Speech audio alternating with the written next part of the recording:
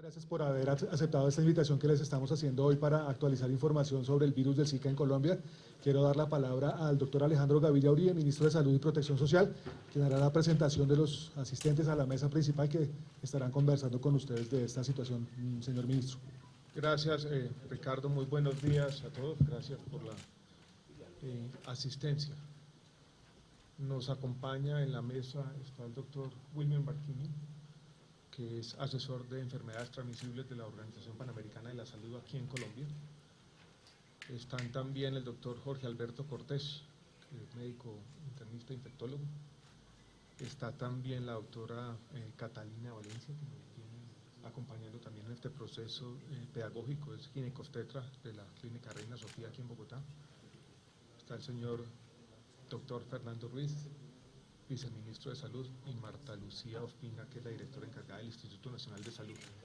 Vamos a organizar la rueda de prensa de la siguiente manera. Vamos a hacer una presentación en 5 temas y después tomamos las preguntas de ustedes. Primero queremos hacer un repaso de la situación en la región, en América Latina, porque yo creo que un contexto es importante que lo tengamos todos. Segundo, vamos a hacer un repaso de la situación nacional. El Instituto Nacional de Salud nos va a presentar las cifras y dónde estamos en la situación nacional. Repito, vamos a hacer un repaso de la situación en la región, en América Latina, y después pasamos a hacer un repaso de la situación nacional. Después vamos a entrar a los temas de las recomendaciones específicas a la población, haciendo énfasis en las mujeres, en particular en las mujeres embarazadas. Después daremos unas recomendaciones generales de salud pública, y yo creo que aquí la ayuda de los medios de comunicación para transmitir estas recomendaciones y hacer una difusión correcta, de una comunicación correcta al riesgo es esencial. Y después vamos a hacer una presentación de lo que viene, de lo que el Ministerio llama la Vuelta a Colombia, de cómo vamos a llevar estas recomendaciones a las regiones, empezando la semana entrante en la ciudad de Ibagué, donde empezaremos nuestra correría por el país. Hacemos esta presentación y después tomamos una a una las preguntas de los diferentes medios de comunicación. Entonces quiero empezar con la situación actual del Zika en América Latina, los países afectados, cuáles son las alertas que se han dado. Yo creo que la persona más indicada es el doctor Wilmer Marquiño de la OPS. Lo que podemos hacer para facilidad de todos, ¿quieren que tenga el micrófono allá o que se siente aquí al frente? No, que lo tenga allá. Ya, está bien, para no volver esto una… Muy buenos días. Para ponerse en contexto, la infección por el virus Zika es una infección transmitida por el mosquito Aedes aegypti, el mismo mosquito que transmite dengue, chikungunya y fiebre amarilla. Desde el año 1947, que fue aislado por primera vez en el bosque de Zika, se han venido presentando brotes muy puntuales en África, en Asia. El año 2007, un brote en la Polinesia que nos ha dado luces sobre la información que se conocía hasta el año pasado. El año 2014, en la isla de Pascua, en Chile, un brote que empezó en febrero, marzo y se acabó la circulación del brote en el mes de junio de ese mismo año. Y a partir de mayo del año pasado, Brasil, que empieza a reportar la circulación del virus en su país. Desde octubre en adelante hasta ahora han venido reportando los países una serie de circulación del virus en sus territorios. Eso para tenerlo presente. La información de la casuística es bastante difícil poder tenerla porque recién los países están teniendo las capacidades para hacer el diagnóstico, la confirmación. Todavía también hay que tener presente que de 1 de cada 4 pacientes infectados con el virus tiene sintomatología y usualmente esa sintomatología es leve.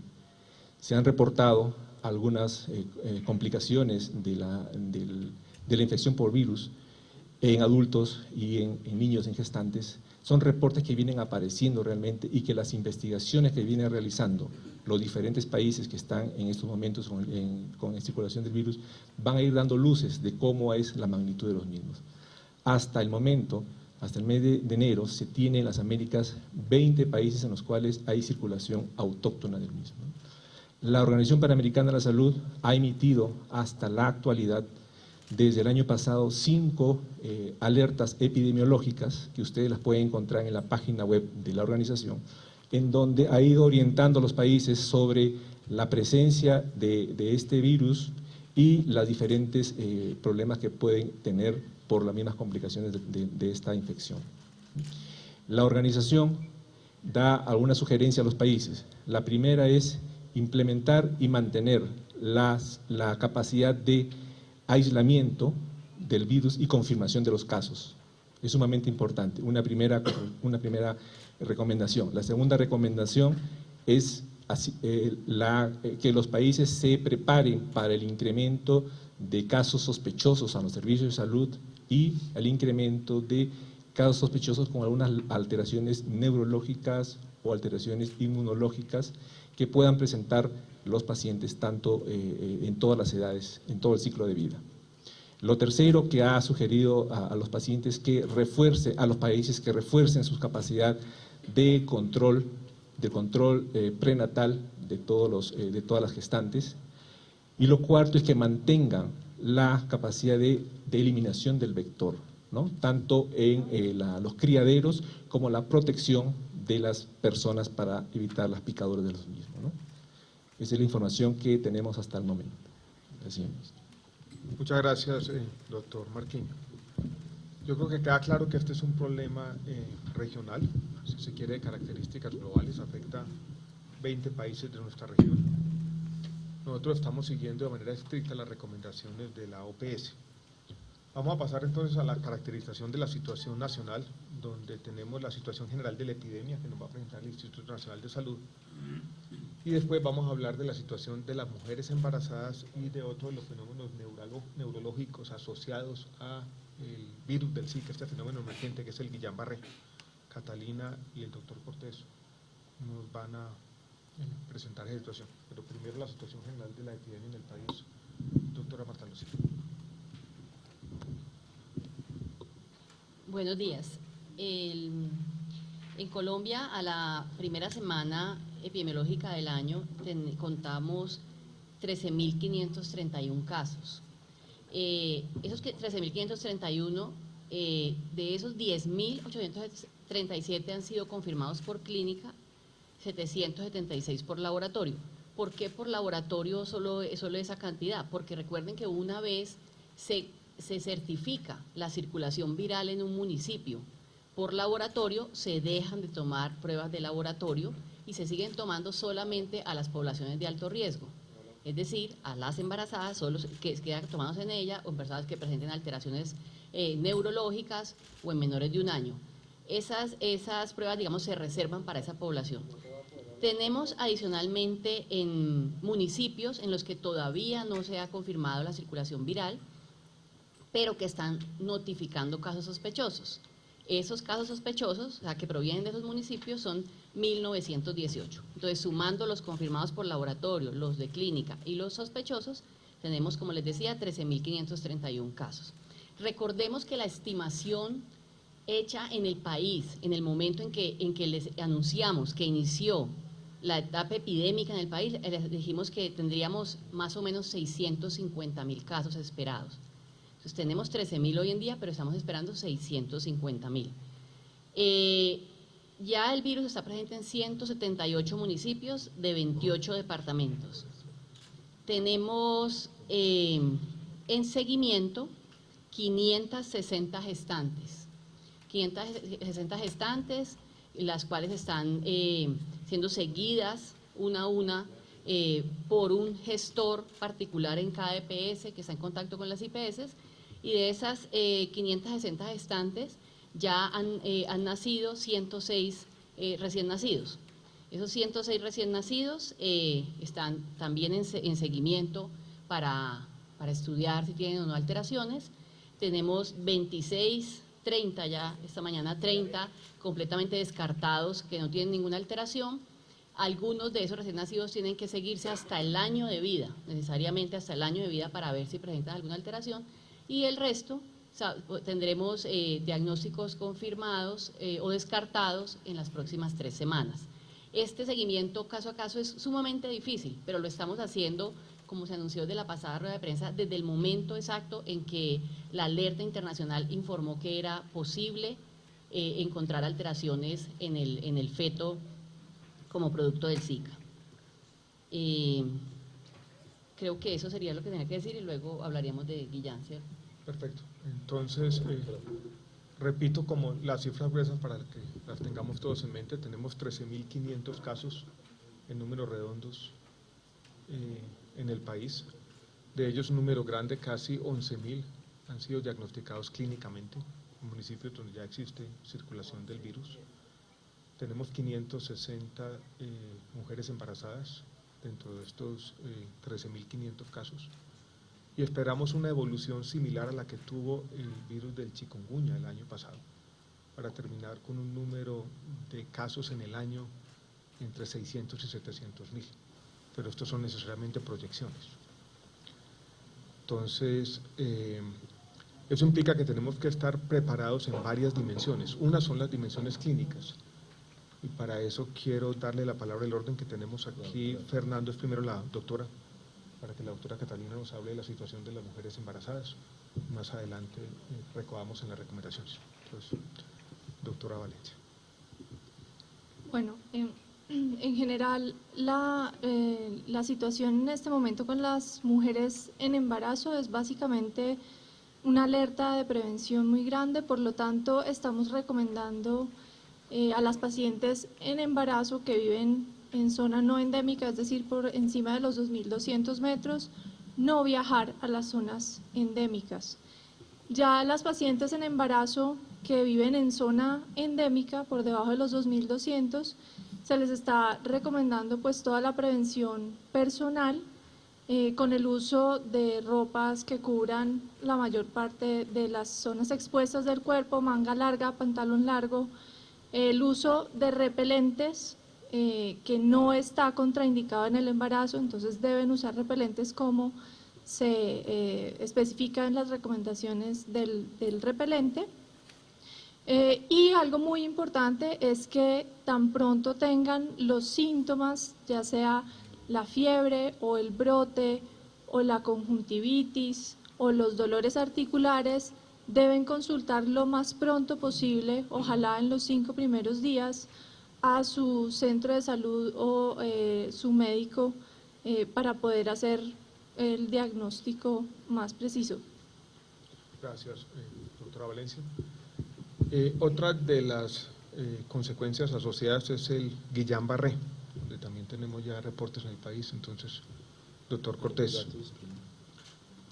¿usted tiene los datos de Guillain-Barré? Entonces, recordemos que el Guillain-Barré pues, se presenta por muchas causas y en Colombia existen reportes anuales de casos de Guillain-Barré.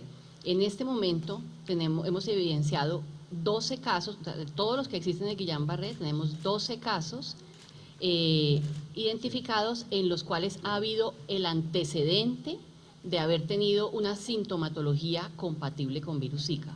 Entonces tenemos 12 casos como sospechosos atribuibles a virus Zika hasta la primera semana de este año. 12 casos. Con el antecedente. ¿De qué? Ya, calma. La cifra que quiero que retengan son los 12 casos sospechosos donde existe, es difícil establecer la conexión causal, pero una asociación entre las dos cosas, la presencia del virus del Zika y Guillain-Barré. El doctor Cortés nos va a hablar de… ¿Qué es el Guillain-Barré? Buenos días a todos. El síndrome de Guillain-Barré es un síndrome que consiste en una polineuropatía posinfecciosa. Entonces voy a explicar eso qué significa. Una polineuropatía es una enfermedad de los nervios periféricos. El síntoma más frecuente es disminución de la fuerza. Entonces la característica común de estos pacientes es disminución de la fuerza progresiva que va ascendiendo en las piernas y los brazos. El caso quizás más conocido de síndrome de Guillain-Barré aquí en Colombia lo tuvo Diomedes Díaz hace unos 17 o 18 años y algunos de ustedes reporteros recordarán que cuando él estaba cumpliendo algunos compromisos con la ley, se enfermó, perdió la fuerza y tuvo que estar incluso durante su periodo en prisión en silla de ruedas por disminución de la fuerza. Eso es el síndrome de Guillain-Barré, es una disminución de la fuerza progresiva que va ascendiendo. Entonces a veces el paciente siente disminución de la fuerza, dificultad para caminar y después va sintiendo que sus síntomas van ascendiendo por las piernas o por los brazos y es extremadamente variable. El síndrome de Guillain-Barré es una complicación de diversas enfermedades infecciosas. Este síndrome, que es descrito desde hace casi cerca de 100 años, se ha visto que sucede 2 a 4 semanas usualmente después de una enfermedad infecciosa, que puede ser una enfermedad infecciosa respiratoria o una enfermedad infecciosa gastrointestinal. En la literatura médica, la causa más frecuentemente asociada al síndrome de Guillain-Barré es una bacteria que se llama Campylobacter jejuni y que produce una enfermedad diarreica aguda. Entonces la persona hace su diarrea, se cura de su diarrea y, como les cuento, 2 o 3 semanas después, 4 semanas después, empieza a tener estos síntomas neurológicos de disminución de la fuerza. En América Latina específicamente esa es la forma de presentación más común, aunque la enfermedad puede afectar prácticamente cualquier nervio. Lo común suele ser disminución de la fuerza, que sea simétrica, es decir, va más o menos a la misma cantidad de disminución de la fuerza en el pie derecho que en el izquierdo, en el brazo derecho que en el izquierdo, y va ascendiendo progresivamente. Es curable, tiene un tratamiento, es una enfermedad autoinmune, se produce debido a que la respuesta inmunológica frente a este tipo de microorganismos hace que se produzcan anticuerpos, es decir, defensas, y esas defensas se parecen en este tipo de microorganismos a las sustancias que uno tiene en los nervios, y de esa manera al cuerpo producir unas defensas se equivoca exactamente y produce una inflamación de los nervios y produce la parálisis que uno ve. La causa más frecuente, como les decía, es esta bacteria que se llama Campylobacter jejuni, es más o menos 1/3 parte de los casos, pero para que se den cuenta del impacto que esto tiene, esto no es solamente la bacteria, sino aparentemente otra serie de factores genéticos e inmunológicos de los individuos. En Campylobacter se ha visto que 1 de cada 1000 a 1 de cada 5000 personas que sufren la infección puede eventualmente desarrollar Guillain-Barré. El tratamiento consiste en una serie de medicamentos, una vez se ha hecho el diagnóstico, una serie de medicamentos que controlan el sistema inmunológico y que regulan ese daño que produce la enfermedad para restablecer pues, la funcionalidad de los brazos, de las piernas, etc. El síndrome de Guillain-Barré es desafortunadamente muy diverso, puede ser desde una cosa muy leve hasta una cosa muy severa que puede requerir que el paciente sea llevado a un hospital, a una unidad de cuidado intensivo y requiere apoyo para poder respirar por ese daño en los nervios. Pero el síndrome es extremadamente variable. En el caso específico de la asociación entre el virus Zika y el síndrome de Guillain-Barré, esta no se conocía previamente y se vio justamente en las epidemias en la Polinesia, donde se vio que más o menos en ese caso se reportaron cerca de 40 casos en los un poco más de 30.000 episodios de virus de Zika que se ofrecieron. De forma que lo que estamos viendo es más o menos similar. Si tenemos cerca de 13.000 casos reportados en Colombia y hemos visto 12 casos que podrían estar relacionados con Guillain-Barré, puede ser que la frecuencia sea de 1 en 1000 casos de virus de Zika, eventualmente pueda llegar a estas complicaciones.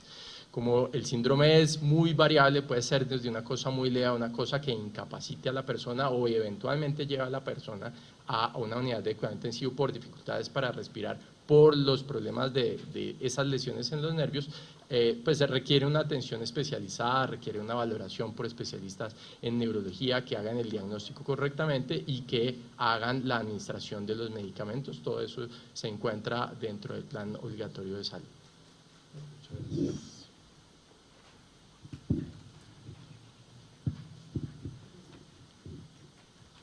Para terminar con el tema de la situación en nuestro país, donde ya examinamos tal vez las consecuencias más complejas, lo que tiene que ver con los temas de microcefalia, mujeres embarazadas y el tema de complicaciones neurológicas que pueden llevar al Guillain-Barré.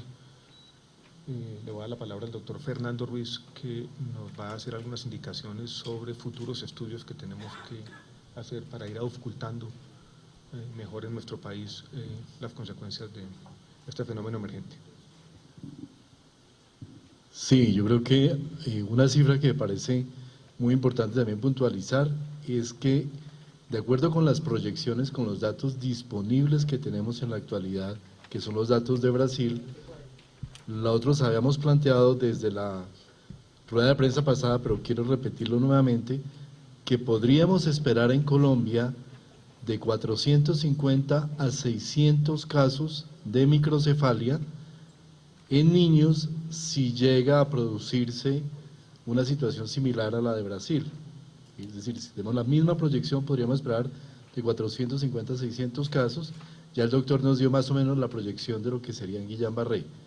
Obvio que es similar, más o menos es la misma proporción. Entonces, creemos que básicamente lo que hay que plantear es esta necesidad de que tiene el país, un país como Colombia, con un sistema de salud que especifica claramente la necesidad de tener transparencia en sus datos, de hacer lo que ha hecho la recomendación internacional que hace también la Organización Panamericana de la Salud, de documentar todos los casos hasta el final, desde el principio de la epidemia. Nosotros declaramos la epidemia en un punto dado, pero hemos pedido como Ministerio de Salud también al Instituto Nacional de Salud que haga un estudio revisando los casos de microcefalia de los años 2013, 2014 y 2015, así como una revisión así sea cualitativa de los casos de Guillain-Barré, para tener la documentación completa, no solo desde el momento en que declaramos la alerta, sino el momento hacia atrás de los casos finales que hemos tenido en el país. De manera que lo que esperamos aquí, igual que se hizo con el caso de chikungunya, es que Colombia tenga como país la completa trazabilidad de todos los casos presentados relacionados con la epidemia, como lo planteamos en la reunión pasada. Yo creo que aquí hay tres temas que son importantes y que hemos mencionado. Uno tiene que ver con toda la vigilancia epidemiológica que va a hacer el Instituto Nacional de Salud. Otro con el tema preventivo y el tercero con los aspectos de tratamiento. Yo quisiera decir algo sobre estas cifras que hemos mencionado que son necesariamente especulativas. Hay unas cifras que obedecen a parámetros clínicos que todavía no se conocen. Estas cifras de 1 en 1000, por ejemplo, en Guillain-Barré, las estamos extrapolando de muy pequeños casos. La información que se tiene es, incluso esta semana salió publicado un artículo ya genético del virus. El que está circulando en Colombia es el mismo que circuló en la Polinesia, que es el asiático.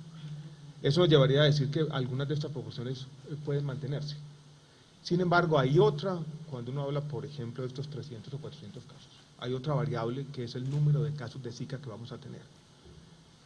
Esa variable nosotros la estamos midiendo según la evolución del virus del chikungunya en el país, pero ahí es donde podemos hacer algo, y por eso vamos a trabajar con las regiones y con todo el mundo para tener el menor número de casos posible. Yo quiero decir lo siguiente, porque esto necesariamente va a ser parte del debate público en el país. Estamos enfrentados a una situación que yo caracterizaría por lo siguiente. Primero, no tenemos protección biológica, no tenemos una vacuna que se tiene en otros fenómenos infecciosos parecidos, aquí no la tenemos. No hay protección completa. Por lo tanto, algunos han dicho, por ejemplo, que un solo caso es una tragedia, pues así lo es, pero no todos los casos son evitables, desafortunadamente, porque no tenemos protección completa y tenemos que partir de esa realidad inherente a esta situación. Segundo, la prevención. Ustedes saben bien que depende del control vectorial, de la guerra contra el mosquito o el zancudo. Es una prevención donde las comunidades y la familia juegan un papel preponderante. Y la adherencia a esas recomendaciones, lo sabemos de tiempo atrás, no es muy grande. Entonces la prevención nunca va a ser definitiva. Esto es, vamos a tener casos. Y el tratamiento en algunos de estos temas es un tratamiento básicamente del manejo sintomático. Eso nos lleva necesariamente a la conclusión de que vamos a tener casos tanto de Guillain-Barré como de microcefalia en el país. La situación la podemos manejar, vamos a trabajar con todas las autoridades de salud pública, esto depende también del trabajo que se haga en las regiones, pero dadas estas circunstancias que son globales, es inevitable que vamos a tener algunos casos en nuestro país. Yo quiero volver sobre las recomendaciones y en particular las recomendaciones a las mujeres que dio la doctora Valencia. Hemos dividido esas recomendaciones en tres tipos de recomendaciones. Las primeras son las recomendaciones a las mujeres embarazadas que viven por debajo de los 2.200 metros sobre el nivel del mar. Mujeres ya están embarazadas y viven en un municipio o en una región por debajo de los 2.200 metros sobre el nivel del mar. Lo dijo claramente la doctora. El primer tema es protección personal. Y el uso de repelente está recomendado. Yo creo que ese es un mensaje que los medios de comunicación nos pueden ayudar a transmitir, porque al respecto se han dicho cosas diferentes a veces. Protección personal, el primer mensaje. Segundo, estos son embarazos de alto riesgo, lo que implica atención prioritaria. Tiene que haber un monitoreo ecográfico frecuente, y estas mujeres son consideradas triage 2 cuando llegan a los servicios de urgencia. O sea, tienen que tener en servicios de urgencia también atención prioritaria. Y tercero, es importante, si la mujer está embarazada, que ella y los familiares que pueden tener la enfermedad usen toldillos al interior de las viviendas. Vuelvo y repito, protección personal, embarazos prioritarios y uso de toldillos. Esas son las recomendaciones que estamos haciendo en el primer caso. Son mujeres embarazadas que viven o residen en municipios o regiones por debajo de los 2.200 metros sobre el nivel del mar. Después viene la recomendación para mujeres embarazadas que viven, por ejemplo, en Bogotá, por encima de los 2.200 metros sobre el nivel del mar. Ahí lo que estamos haciendo es, de alguna manera, reiterando la alerta que se ha hecho por el CDC, entre otros, es no vayan a las regiones donde el virus se transmite.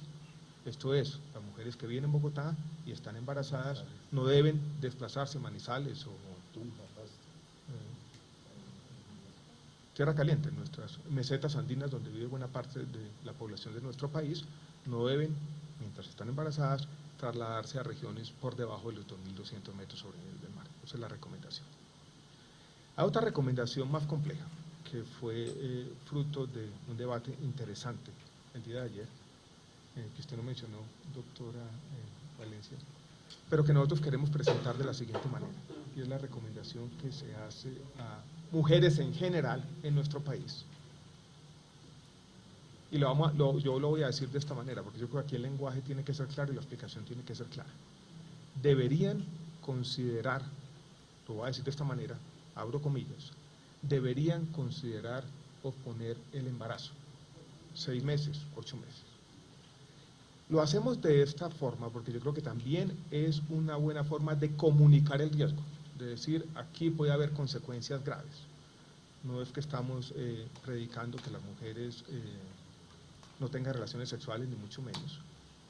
Como una forma de comunicar el riesgo y de transmitir los posibles peligros, estamos diciendo para las mujeres en general, pero sobre todo aquellas que residen en municipios por debajo de los 2.200 metros sobre el nivel del mar, respetando su autonomía individual, siendo respetuoso al extremo de las libertades individuales. Es simplemente una forma clara de comunicar el riesgo, y deberían considerar posponer el embarazo algunos meses. Esa es la forma como estamos haciendo la recomendación, manteniendo por supuesto el respeto. Recomendaciones similares se han hecho en otros países de la región. Ayer la prensa reportó una recomendación similar en Jamaica, donde todavía el virus del Zika no ha hecho presencia, y autoridades no nacionales, pero sí estatales en Brasil, han hecho recomendaciones similares. Lo hacemos, vuelvo y repito, porque de esta forma también estamos comunicándole el riesgo a la población de que esto puede tener consecuencias serias, graves, y es algo que las personas deberían considerar respetuosamente. Dicho esto, vamos a pasar entonces a las recomendaciones más específicas de prevención, que son recomendaciones de salud pública, donde ahí la responsabilidad es de todos, no solamente del Ministerio de Salud, es una responsabilidad que compete a las Secretarías de Salud, compete a otros sectores, porque aquí hay responsabilidades intersectoriales, compete a las familias y a las comunidades, porque la lucha contra el mosquito tiene que ser frontal, pues es una lucha que involucra a la comunidad, involucra al Estado, involucra a otras entidades diferentes, a las entidades adscritas a la salud.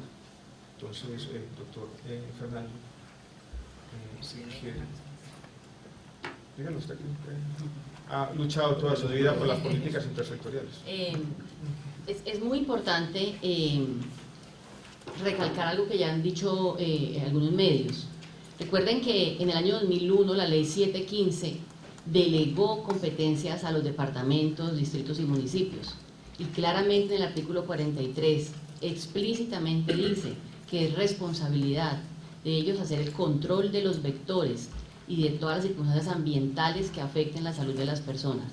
Es por ese motivo que hemos hecho insistentemente llamado, y mucho más con el cambio de gobierno, en el que deben garantizar a hoy el personal necesario para hacer vigilancia, para hacer control entomológico, para hacer toda la verificación de casos en las entidades hospitalarias. O sea, no puede quedar un día descubiertas la Secretaría de Salud y la entidad territorial, porque es su competencia absoluta delegada desde el año 2001.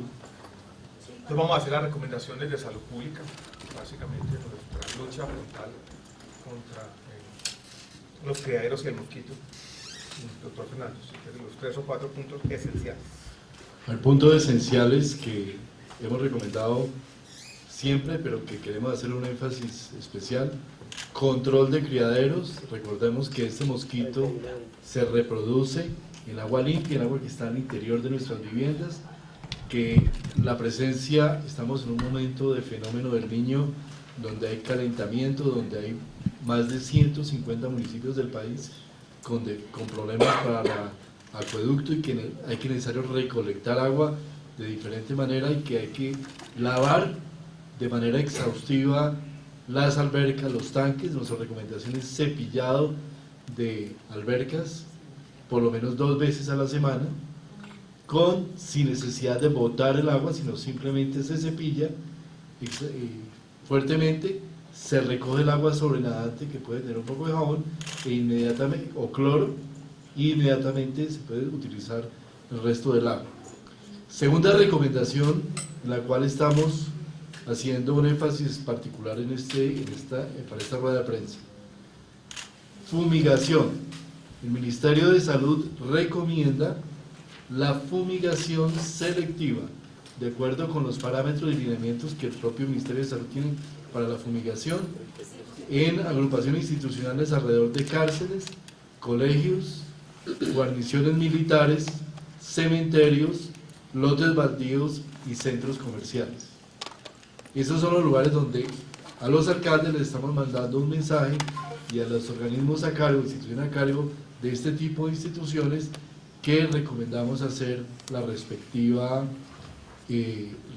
fumigación. Y por último, campañas de recomendación de inservibles y pilas públicas.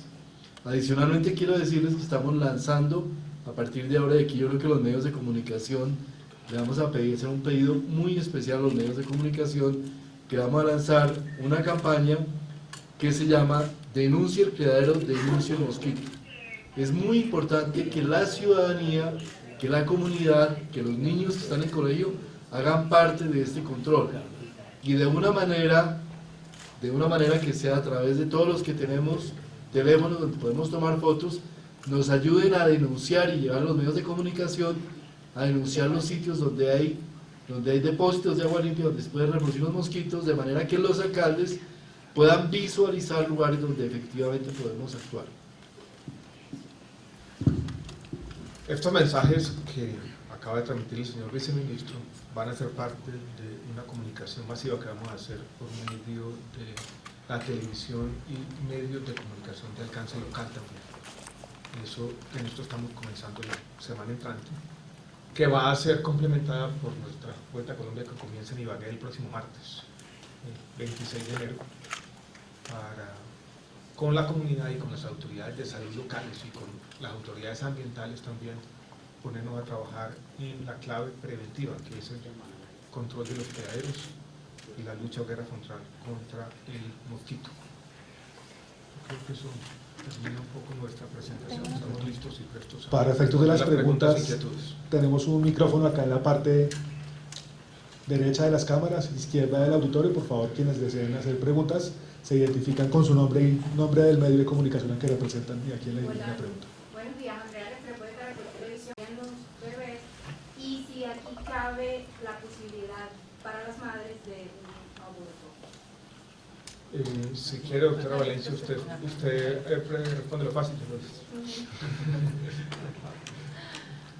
Bueno, la microcefalia es una reducción en el tamaño de la cabeza del feto o del bebé. Eso viene acompañado obviamente no solo es el tamaño, sino viene acompañado de una alteración en el desarrollo normal del cerebro y por lo tanto puede tener diferentes tipos de síntomas, que puede ser desde un retraso en el desarrollo psicomotor hasta un retardo mental severo. Eso es básicamente la microcefalia. ¿Está difícil?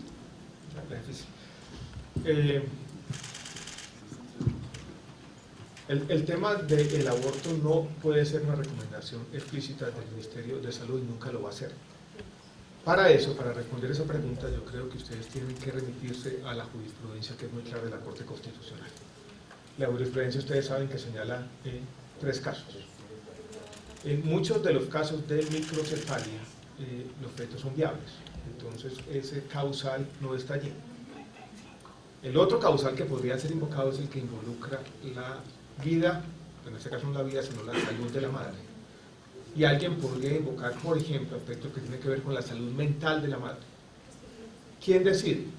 Lo que nosotros hemos dicho es la forma como se ha interpretado la jurisprudencia, que ha sido la posición del Ministerio desde hace un tiempo, es que es el médico quien evalúa el riesgo, es la mujer quien decide. Y el causal que podría ser invocado, que tal vez el más común, sería aspectos relacionados a la salud de la madre y en particular a su salud mental. Pero esta es una relación del médico con la paciente. Quisiera agregar que, de acuerdo con la evidencia científica, cuando hablamos de afectación neurológica, hablamos de una gran variabilidad de casos, de situaciones y de presentaciones de esa afectación neurológica. De manera que es muy importante lo que dice el ministro de tener claro que es en cada caso particular, en la relación entre el médico y la paciente y la situación del caso, en que se analizarán todas las opciones clínicas terapéuticas a que haya lugar. Ministro y todos, buenos días. Joan Contreras de CMI. Respecto al aborto, ministro, en la rueda de prensa anterior la doctora Valencia nos había informado que este tipo de enfermedades como la microcefalia se adquirían o se desarrollaban entre los 3 y 6 meses. Eso quiere decir que ya se pasó el tiempo de aborto. ¿Qué pasa si una mujer a los 6 meses o a los 5 meses identifica que tiene una microcefalia? ¿Puede abortar o qué puede pasar?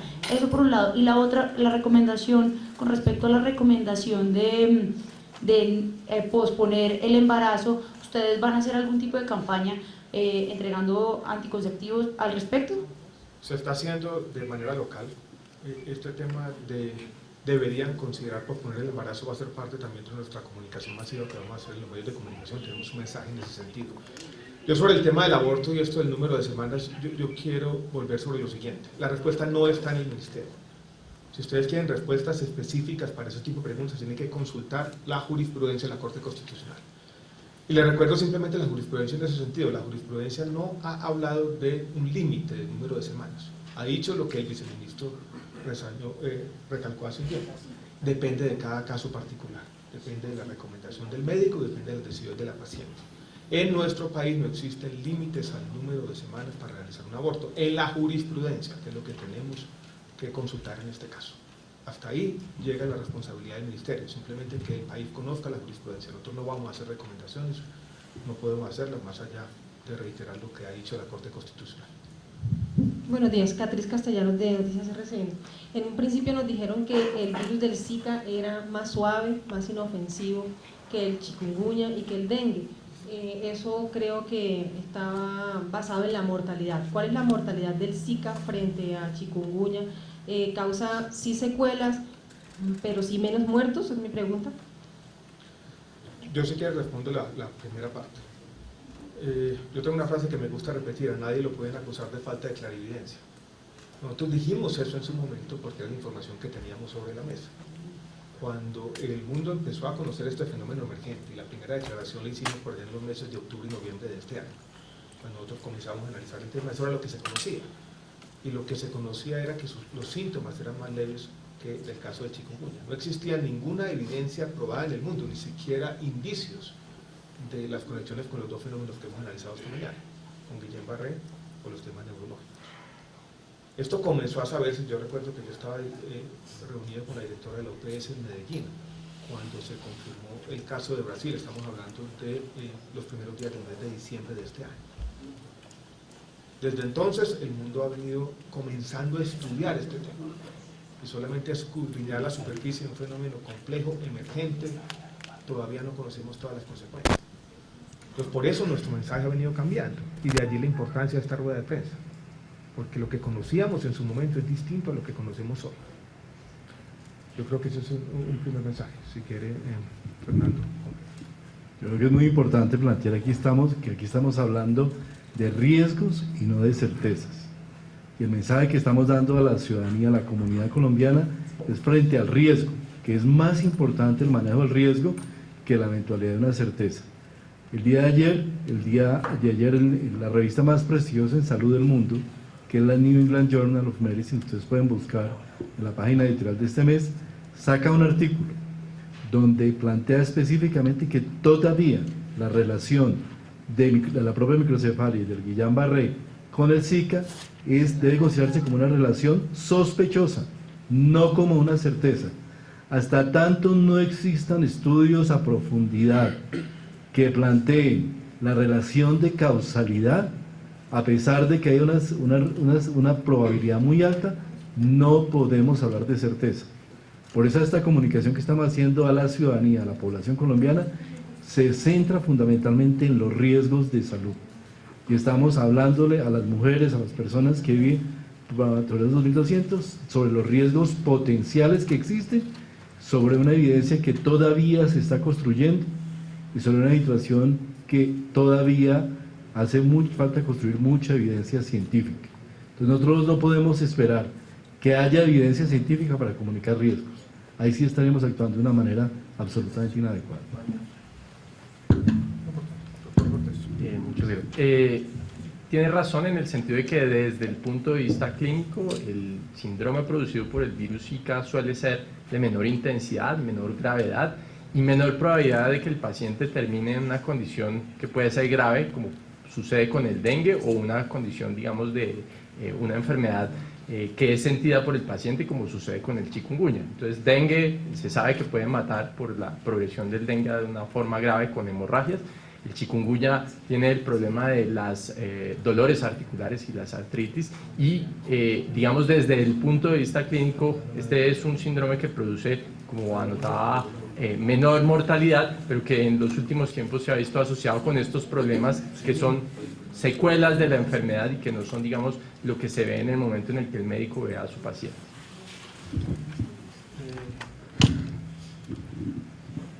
Una última consideración sobre mortalidad asociada al virus, doctora Marta Lucía.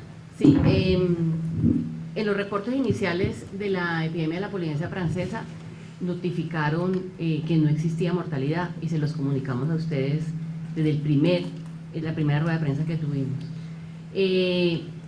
Los reportes de Brasil evidencian mortalidad asociada, sin embargo, no han podido ser concluyentes. Tienen algunos casos que ellos consideran atribuibles a Zika. Nosotros, con esas alertas, sabemos que vamos a tener mortalidad. En este momento, nosotros hasta el día de hoy hemos estudiado y descartado 19 casos de posible mortalidad asociada a Zika. No quiere decir que el día de mañana no tengamos otro caso que resulte atribuible. Que recuerden que la mortalidad es ¿quién causa la mortalidad? Es aquella causa que explica la muerte. Es muy importante. O sea, yo puedo morirme con gripa, pero no de gripa. O sea, es muy importante que ese evento explique la muerte. Hasta este momento, pero puede que mañana sea distinto, no hemos encontrado ningún caso asociado. Sí, buenos días. Luis Jaime Acosta, de la agencia de noticias Reuters. Con estos 13.531 casos que está reportando hoy el Ministerio de Salud, en el contexto de América Latina y el Caribe, ¿en qué lugar nos encontramos? Y una segunda pregunta de contexto, ¿cuál ha sido la mayor epidemia que ha tenido Colombia en los últimos años y cuántas personas han sido afectadas y han muerto por ese problema de salud? Para, digamos, el número de casos, aunque la comparación es difícil porque depende de dos cosas: el número de casos reportados en los países, pero también del sistema de reporte. Y tenemos grandes diferencias al interior de América Latina en el sistema de reporte. Tenemos países con silencio epidemiológico desde hace un tiempo grande. Entonces las comparaciones no son fáciles. Lo que yo tengo en mente, y me puede confirmar aquí la OPS, es que somos el segundo país después de Brasil el número de casos reportados en este momento. Dentro de los países que tienen Dentro de los países que están reportando, que no son todos. Lo importante ahorita es que los países, recuerden que eso se empezó ahorita nomás a partir de octubre, noviembre, que los países empiezan a reportar la circulación del virus Zika. Todavía no se puede hablar de cuántos casos a nivel de todas las Américas, solamente la circulación que ya hay en 20 países. Entonces, progresivamente, conforme los países van mejorando su sistema de diagnóstico, manteniéndolo, se van a ir conociendo la magnitud de la epidemia. Ya tenemos información aislada pues, de las epidemias previas, lo de Brasil y lo que ha reportado ahorita el Ministerio, ¿no? ¿Y la última epidemia que ha tenido Colombia grave? La última epidemia que tuvimos, que terminó el año pasado, fue chikungunya. ¿Cuántas personas aparecieron? ¿Cuántos muertos? ¿Usted recuerda las cifras de chikungunya? Que las reportamos para allá. ¿Las tiene ahí? Las tenemos al detalle en el boletín. 359.000 personas, que es en el No, este año, pero fue de la totalidad de la epidemia. La totalidad son 600.000 personas.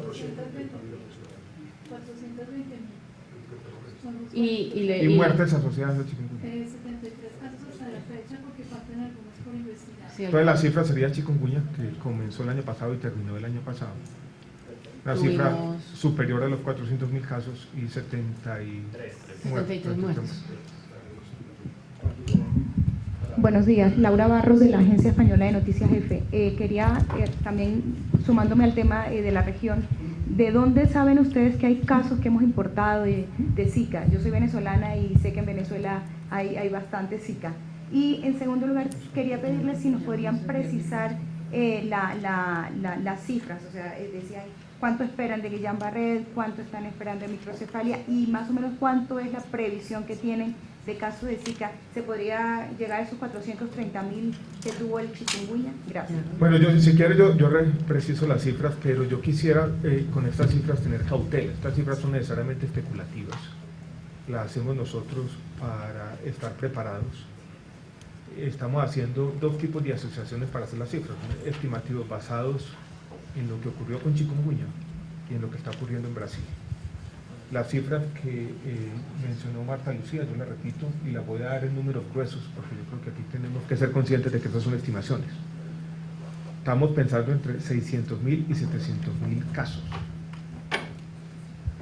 La asociación que podría hacerse es de 1 en 1000 para Guillain-Barré y de pronto para microcefalia también. Pero de 1 en 1000 nacidos vivos, lo cual nos daría... nos daría 600 casos de Guillain-Barré y nos podría dar los 400 casos de microcefalia de los que habló la doctora Marta Lucía. Esas son las cifras estimadas. Ahora, estas cifras están basadas en ciertas consideraciones estáticas, en el sentido de que si nosotros arreciamos nuestras campañas de prevención, podrían ser menores. Por eso es que no quiero que entendamos estas cifras como una fatalidad que no podemos cambiar. Yo creo que es algo que también podemos hacer en ese sentido. Pero también sabemos que es imposible contener parte de esta epidemia. Entonces, nos toca manejar estas cifras con cuidado, son necesariamente estimativos gruesos, basados en extrapolaciones tanto de lo que pasó en chikungunya en nuestro país como las cifras preliminares que tenemos de la situación de Brasil. Buenos días, Kelly Telles de Opinión y Salud. Además de las complicaciones que se han presentado hasta hoy y pues de acuerdo a la experiencia que se ha tenido en otros países, ¿pueden venir otro tipo de riesgos a causa del Zika? Las que están hoy aquí, que son las complicaciones neurológicas, lo que tiene que ver con microcefalia, son las que están emergiendo. No podríamos decir que otras no vayan a aparecer en los próximos semanas o meses, pero estas son las más importantes. Y decir otra cosa sería especular en este momento. Lo más importante aquí es que este virus tiene lo que se llama una acción neurotropa, o sea, el virus tiene una tendencia a afectar especialmente lo que es el sistema nervioso. De manera que como estas dos complicaciones y otras que se han documentado principalmente se relacionan con el sistema nervioso de las personas, que es donde uno podría esperar que haya podría haber otros efectos. Digamos que esa es la visión. Ministro, ayer corrió el rumor de un caso confirmado de microcefalia producto de una madre que estaba infectada con Zika. La información la revela un congresista ¿Esto es confirmado o se trata podría estar haciendo política con el tema? Y segundo, lo otro es para el viceministro. Viceministro, sí. Cuando se trató eso del tema... Eso también la va a contestar el viceministro. Yo ya me acostumbré a que los políticos hagan política, entonces no digo nada. Viceministro, cuando se dio la epidemia del chikungunya, ustedes siempre lanzaban la alerta en las zonas que estaban por debajo de los 1.800 metros. Ahora ustedes subieron la alerta a 2.200 metros. Esto es producto del cambio climático y podría llegar a regiones, por ejemplo, cercanas a Bogotá. ¿Bogotá nunca tendría AES? Primero el caso no confirmado de chikungunya y después el ascenso climático del mosquito. Nuestra afirmación frente al tema del caso, hemos revisado los diferentes casos, y hicimos una revisión exhaustiva de los casos que estamos haciendo seguimiento del país, y nuestra afirmación es que dentro de los casos que estamos siguiendo, entre los muertes que estamos siguiendo hasta la actualidad, hasta el momento no tenemos ningún caso de nacimiento de un niño.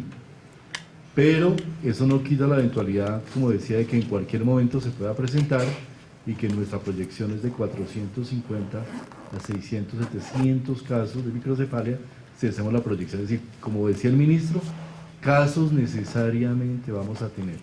Eso aquí el tema es, el esfuerzo grande es en reducir el tamaño de la epidemia y en hacer todas estas llamadas de atención para poder tener efectivamente un control adecuado. ¿Usted quiere agregarlo eso? Yo voy a agregar algo como del tema político en un buen sentido. Claro que esto va a ser parte del debate político en nuestro país, pero hay ciertos argumentos políticos que comienzan a ser falaces. Por ejemplo, aquel que dice cómo vamos a tener un caso si esto había sido advertido y no se tomaron todas las medidas preventivas del caso. Es un argumento que es falaz, porque ese es un argumento que de alguna manera presupone algo que es falso, es que nosotros tenemos formas completas de protección, cosa que no existe en este caso ni puede existir, ni va a existir en ninguna parte del mundo. Entonces ese argumento que básicamente conecta la existencia de un solo caso con el fracaso de las políticas públicas, las actividades preventivas, es un argumento necesariamente falaz. Yo creo que hay que decirlo así claramente. Y si eso fuera cierto, sería un fracaso de las políticas públicas prácticamente en todo el mundo. Porque si ustedes revisan, todos los 20 países de Latinoamérica están teniendo casos y van a tener casos. El sistema de Brasil ha sido rankeado por algunas entidades como uno de los buenos sistemas de salud, en temas de prevención, de los más eficaces en prevención, y esto realmente se les estalló totalmente y les dio un número de casos bastante grande. Ayer hubo reportes de casos en Taiwán y de casos en Tailandia, lo cual casi que le da una configuración pandémica a la situación, de manera que, vuelvo y repito, este es un tema que no estamos hablando sobre caso de microcefalia en Hawái no, también, que reportó clarísimamente. La prensa internacional. Ecuador, que no tenía casos, ya confirmó ayer también sus primeros casos. Entonces, aquí el planteamiento está haciendo sobre riesgos, y la actuación que podemos hacer es efectivamente sobre los riesgos de salud que afectan a la comunidad. Respecto a la pregunta de los 1.800 y 2.200 metros de altura, efectivamente, con el tema del cambio climático, lo que hay estudios han ido observando que el mosquito ha tendido a subir en su hábitat, y que está llegando hasta los 900 municipios, esos 900 municipios que están ubicados en los 2.200 metros de altura. Es probable que exista diferencias entre la capacidad de transmisión de un mosquito que está muy alto y un mosquito que está relativamente bajo, en un hábitat mucho más bajo. Puede ser más eficiente en la transmisibilidad a nivel del mar que a nivel de los 1.800 o 2.000 metros de altura, y eso puede hacer una diferencia, pero aquí lo importante desde el punto de vista de prevención y de riesgo es considerar todos los municipios y toda la población que está por debajo de los 2.200 metros de altura, que en Colombia, esta cifra también es importante, son 26 millones de personas. Prácticamente el 60% de la población colombiana vive por debajo de este nivel, a este nivel de altura. ¿Pero si a Bogotá podría tener el riesgo? Hoy en día en este momento no existe riesgo en Bogotá. Pueden suceder accidentes, alguien llega a Bogotá y viene un mosquito, un avión, algo puede suceder, no puede decir que no puede suceder un caso, una piña, algo así, existido con alguna naturaleza. Pero evidentemente sí es posible que exista, pero no es en ese momento no está anunciando. Ahora, antes de darle la palabra a la doctora Marta Lucía, la cifra de 26 millones de personas son los colombianos que residen en municipios por debajo de los 2.200 metros sobre el nivel del mar. pero los colombianos salimos de las ciudades y los colombianos tenemos familiares en otras partes. Entonces, de alguna manera, toda la población colombiana puede estar potencialmente expuesta. Por eso nuestras recomendaciones, por ejemplo, aquellas más polémicas que tienen que ver con deberían considerar posponer el embarazo, la estamos haciendo no solamente para quienes viven en estos municipios, sino para todo el país. Doctora Marta, usted va a hablar del caso aquel, del chisme. Es muy importante que tengan presente que en Colombia se presentan anualmente 140 a 150 casos de microcefalia. La microcefalia, como bien nos lo dijo la doctora, es una consecuencia de múltiples causas, lo cual quiere decir que no todo niño que en Colombia nazca con microcefalia es atribuible a Zika, más aún cuando claramente todo el mundo, todos los estudios internacionales muestran que no hay una relación causal directa todavía establecida. Es muy importante, por eso establecer que alguien con microcefalia, que un niño con microcefalia se deba a que tuvo virus Zika no es fácil, no es tarea fácil. Entonces, como yo les dije al inicio de la rueda, de los 560 embarazadas que estamos siguiendo, ya nacieron, no uno, 106 niños, ya nacieron 106 niños. Y esos 106 niños, todos, sin faltar ninguno, están siendo evaluados de manera especializada. De esos niños, 30 niños ya dijeron no tienen nada, están sanos completamente. Otros requieren hasta un año de evaluación, porque no se les nota nada, sino hasta dentro de cuando tengan 12 meses, se vea si tienen sí o no alteración en el crecimiento de la cabeza. Y otro grupo que están estudiando con más detalle, pues tendremos una respuesta definitiva en máximo 3 semanas. Entonces, decir ya nació, era hija de una madre con Zika y tiene esto, eso no es verdad en este momento. En el momento en que tengamos un caso de microcefalia atribuido a Zika por ese antecedente, lo comunicaremos. Pero es una tarea delicada decirlo y no podemos para nada caer en la especulación. Luisa Celi, Red Más Noticias, quisiera saber como un balance, ¿cuál es el departamento que más tiene casos de Zika? ¿Cuántos hombres y mujeres presentan el virus en el país? O sea, de los 13.531, ¿cómo es la distribución por departamentos y por género? Por género no la tenemos aquí, es más o menos 50-50, pero no se utiliza porque no es, en este momento porque se vigilan específicamente las gestantes. Bueno, por departamentos, entonces, tenemos en primer lugar, Norte de Santander. Norte de Santander, seguido de Santander, Norte de Santander, Barranquilla, Huila, Cundinamarca, Magdalena, Sucre, Tolima, Atlántico, Córdoba, Santa Marta, Cartagena, San Andrés, Bolívar y Cesar. O sea, hasta ahí corto, pero pues siguen hacia abajo otros departamentos. Pero los 3 primeros lugares, Norte, Santander, Barranquilla y Huila. Barranquilla como distrito. Norte de ¿cuánto sería la diferencia? Norte de Santander registra en este momento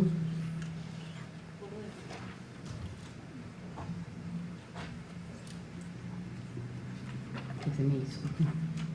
¿Puedes revisar el boletín? Sí, está en el boletín. Aquí está. En total tiene 2.453. Este es el boletín. 2.453. Todo eso está, como ustedes saben, en el boletín epidemiológico que sale a las 10 de la noche los viernes. Norte de Santander y Cesar tiene 152 casos.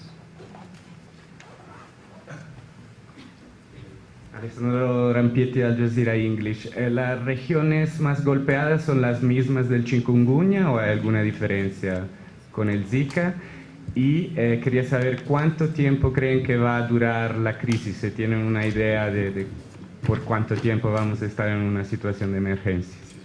Gracias. Las regiones son similares, aunque la forma como se expandió territorialmente el chikungunya fue distinto al Zika. El chikungunya tuvimos el primer caso en Bolívar, después tuvimos un foco grande en Norte de Santander, después bajó por el río Magdalena y pasó al otro lado de la cordillera del Cauca y así llegó al sur de Colombia. Eso nos llegó por el norte y por el sur. entonces de alguna manera se ha expandido más rápidamente en el territorio y no tuvo esa forma tan ordenada de expansión territorial. Pero cuando vamos a tomar la fotografía en el pico de la epidemia, la distribución va a ser muy similar a la de chikungunya. La evolución ha sido distinta por la forma como nos llegó. El chikungunya por el Caribe, el Zika por Brasil.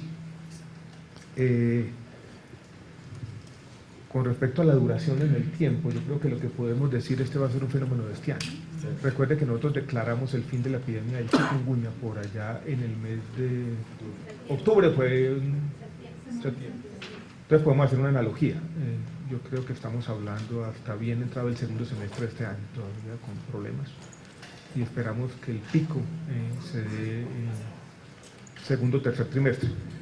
Para todos, tenemos unas condiciones más complejas que del tema del chikungunya. Unas son climáticas, es el fenómeno del Niño, que de alguna manera complica la situación. Vamos a tener un primer trimestre difícil. Y la segunda que nosotros tenemos que de alguna manera manejar, y tiene que ver con, tenemos cambios en las administraciones territoriales, los que nos pueden generar fenómenos de discontinuidad en las políticas públicas de control de vectores. De allí la importancia de la Vuelta a Colombia. Esos dos fenómenos agravantes, no atenuantes sino agravantes, nos preocupan y sobre los dos vamos a trabajar. ¿Listo, señores, o no? Muchas gracias. Una última pregunta. Listo, tengo una inquietud. Es la siguiente. Me gusta que los camarógrafos pregunten, primera vez me pasa. Solamente a través de la picadura del mosquito se puede infectar. El caso que yo tengo en mente es un hombre que esté en este momento infectado, que tenga relaciones con su esposa, su pareja, y que a través del esperma se pueda transmitir ese. El viceministro se la responde, pero claramente solamente el mosquito. Solamente el mosquito, sin embargo, la mamá por vía aérea. Sin embargo, hay un único reporte en la literatura internacional de un caso en el que hay un científico, creo que en Suecia, que reporta una posibilidad de una transmisión por vía sexual, pero este es un reporte no confirmado. Es un caso sospechoso, casi que es una anécdota, no es una realidad, de manera que es muy peligroso decir eso en este momento. Es decir, si fuera esa una vía de transmisión, tendríamos una cantidad de casos en Bogotá. Exacto. Una porque última. En Bogotá no vi el mosquito, pero pasan otras cosas. A ver, los Centros de Control y Prevención de Enfermedades de Estados Unidos han emitido una alerta sí. para que, sobre todo mujeres embarazadas, no viajen a ciertos países, entre esos obviamente estamos Colombia, para evitar el contagio del virus. Eso como medida preventiva. ¿Ustedes se atreverían a unirse a este llamado para que pues, se evite propagación del virus? Nosotros estamos haciendo un llamado que es análogo a ese, cuando les decimos a las mujeres que viven por encima de los 2.200 metros sobre el nivel del mar, no vayan a regiones que estén por debajo, recogiendo exactamente los mismos argumentos. Entonces no es que nos estamos sumando, pero estamos haciendo una analogía a esa recomendación. O sea, estamos retomando más o menos lo mismo. Yo creo que eso es lo responsable en este caso.